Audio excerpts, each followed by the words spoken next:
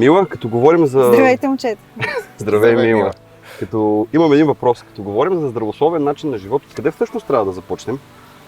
Оттам да се чуваме, защото моето тяло е различно от твоето и е различно от това на Мишо. И ако се слушаме за това кога сме гладни, кога сме жадни, спили ни се и ако уважаваме сигналите на тялото, т.е. съвършено работеща система, оттам можем да започнем с здравословния начин на живот. Защото той ни подсказва във всеки един момент. А всъщност, като каза да чуваме тялото, това значи ли, че когато ни се спи, трябва да спим, когато сме гладни да хапнем? Категорично.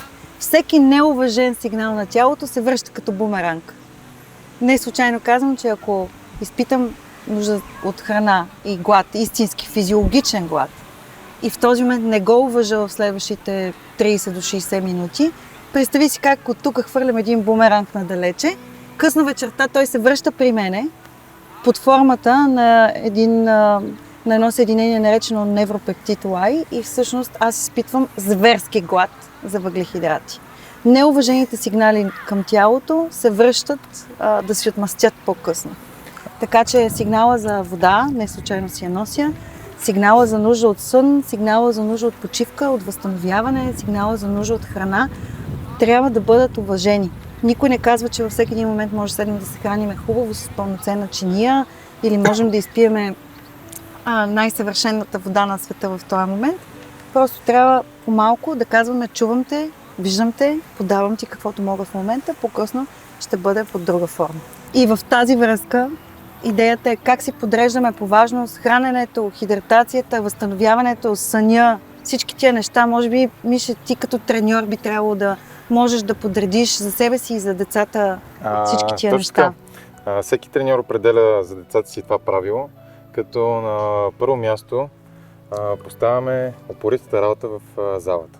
Поставяме тренировъчния процес. След това се обръщаме към храната, защото тренировката няма да е ползотворна, ако след това гладуваме и трябва да си набавим всички необходими нутриенти чрез храна. Съответно, на трето място поставяме възстановяването.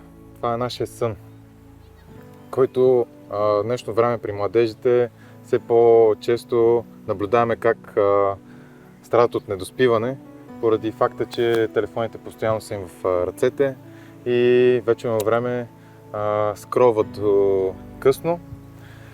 На четвърто място поставяме добавките при необходимост.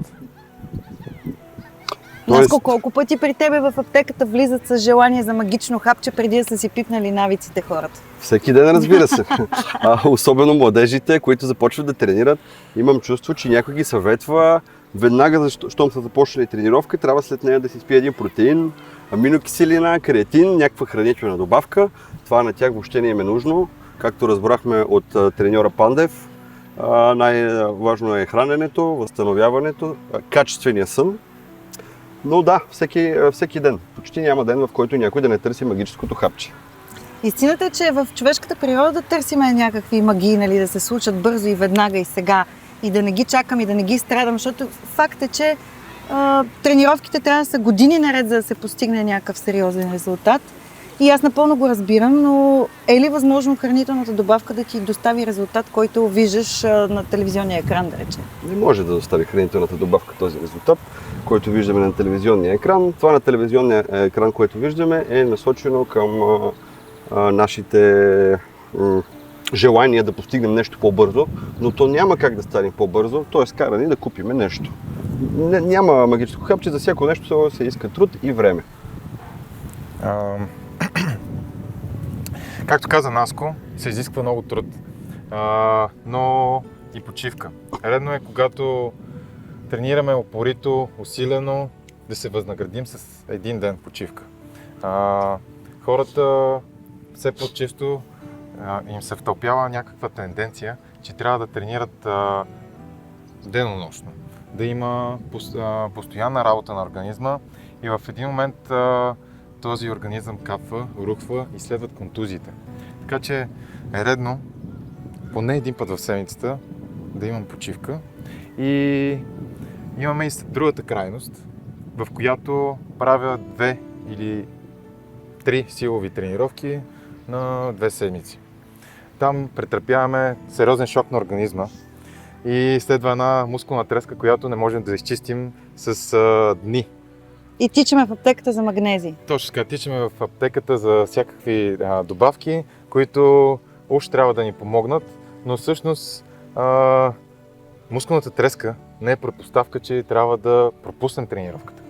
Мускулната треска може да разкараме така наречения лактат от мускулите. Млечната киселина, Да. която се образува при работата на мускула. Да, млечната киселина, чрез още една тренировка, която да бъде тонизираща, да бъде възстановяваща с по-ниско натоварване и нека да бъде, пак казвам, редовно и с поне един почивен ден.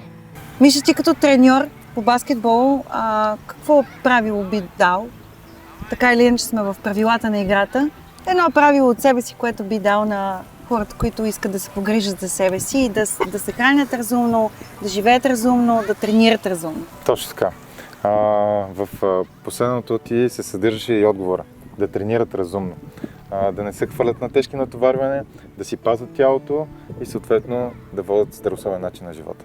Супер, Наско, твоето правило какво би Аз било? бих добавил винаги да бъдат правилно информирани. Винаги да мислят критично към информацията, която им се подава от социални мрежи, интернет и така нататък.